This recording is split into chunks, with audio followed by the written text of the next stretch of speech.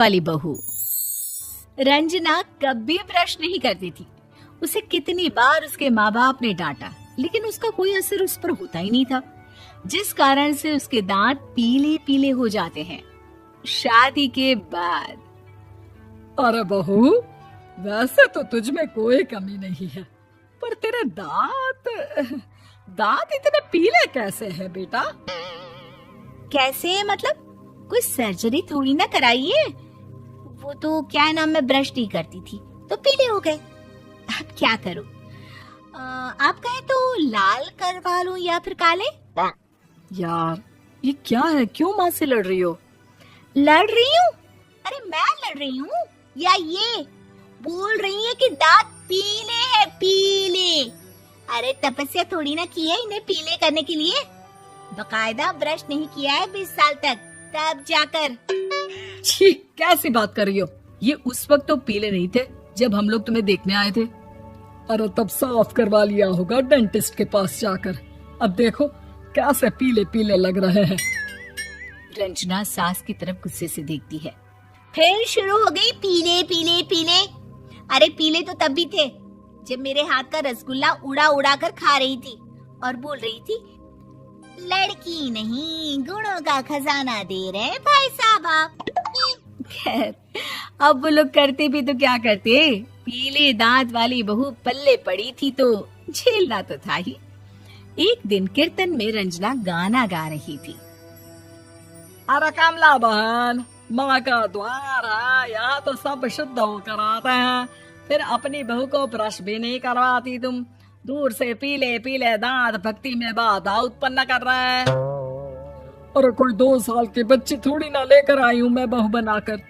अच्छी खासी लड़की है, अरे कैसे करवाऊं ब्रश? ये तो उसे खुद करना चाहिए ना। अब माँ बाप तो इसके जैसे तैसे निपटा दिए, ये नहीं सोचा कि सास कैसे संभालेगी। सास बहू को लेकर घर आ जाती है, लेकिन सोच लेती है कि अब इसे लेकर कहीं नहीं जाएगी। अगले रोज बहू कहती है, अरे क्या हो गया, मंदिर नहीं जाना क्या? कीर्तन का वक्त हो रहा है।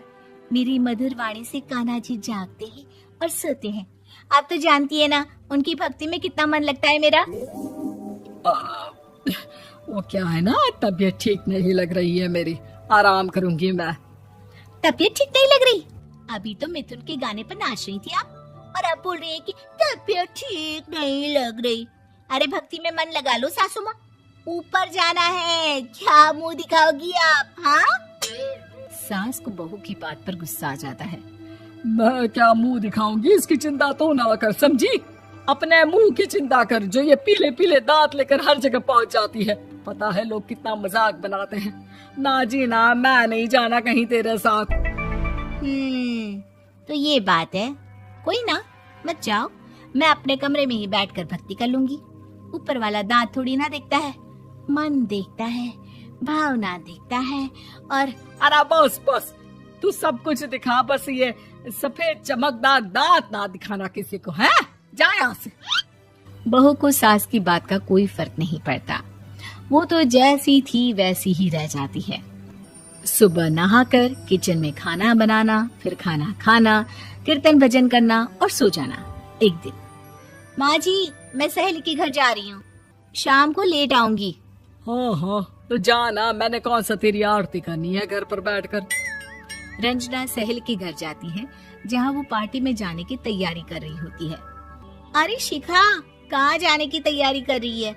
मैं गलत वक्त पर आ गई क्या? अरे नहीं यार, उल्टा सही वक्त पर आ गया।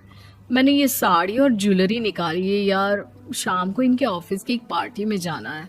बताना कैसा लग रहा है ये सब? नहीं यार, इस ड्रेस के साथ तो वो वाली ज्वेलरी अच्छी लगेगी। हाँ हाँ सही बोल रही है, मैंने ध्यान ही नहीं दिया। वैसे तो हमेशा से मस्त फैशन सेंस रखती है। तो बड़ा जाती होगी ना पति के साथ पार्टी में। रंजना कुछ नहीं बोलती, बस सोचती है कि यार काश ये बात सही हो जाती, पर मैं क्यों नहीं जाती पार्टी में? क्या इन लोगों की कोई पार्टी होती नहीं होगी? रंजना घर आती है और रात में पति से सवाल करती है, एक बात बताइए, आप मुझे किसी पार्टी में क्यों नहीं ले जाते? क्या आपके यहाँ ऑफिस में पार्टी नहीं होती? पति बेचारा क्या कहता कि दांत पीले हैं तुम्हारे इसलिए। अरे कोई पार्टी होती नहीं हम लोगों के ऑफिस में, तो कहाँ से लेकर जाऊं? और मार्केट, मॉल, कहीं वीकेंड घूमना, कहीं तो। अरे यार, सारे हफ्ते में एक छुट्टी मिलती है, तो सोचता हूँ कि आराम ही कर लूं। क्यों? रंजना मन मार के रह जाती है। पहले कभी सास के साथ मंदिर जाया करती थी, लेकिन वो भी सास ने ले जाना बंद कर दिया। घर बैठी बैठी रंजना बोर हो जाती है। तभी उसे आइडिया आता है और वो मायके जाने का सोचती है। सासू माँ, 2 दिनों के लिए मम्मी के घर जा रही हूँ। अच्छा ठीक है, आराम से जा।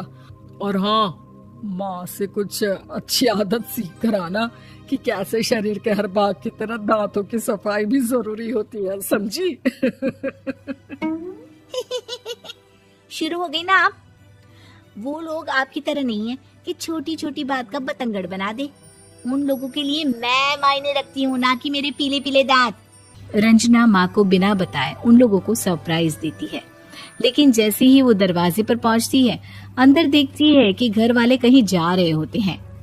अब माँ, काश रंजना दीदी के दांतों वाली प्रॉब्लम नहीं होती, तो वो भी हम लोगों के साथ चलती ना बुआ जी की बेटी की शादी में। हाँ बेटा, लेकिन अब उसे कौन समझाए कि उसको उसके पीले दांत नहीं दिखते, लेकिन उसके आसपास के लोगों को कितना एम्बैरेसिंग फील कराते हैं।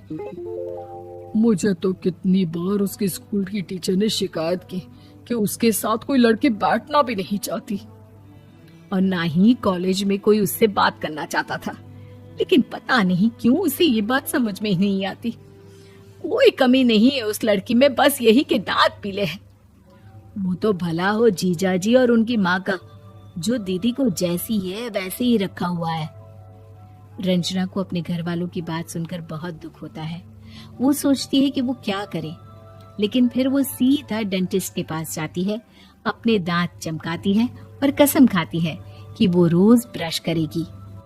अरे क्या हो गया? तुम तो 2 दिनों के लिए गई थी ना। पर कोई ना, अच्छा है, चलो आ गई तो। रंजना सास के सामने आकर खड़ी हो जाती है और पूरी स्माइल करती है, उसके चमकदार दांतों को दिखाती हुई। हैं? चले मंदिर। माँ, मुझे माफ कर दीजिए, मैंने आप लोगों को बहुत एम्बैरेसिंग फील करवाया। मैं आज से रोज ब्रश करूंगी।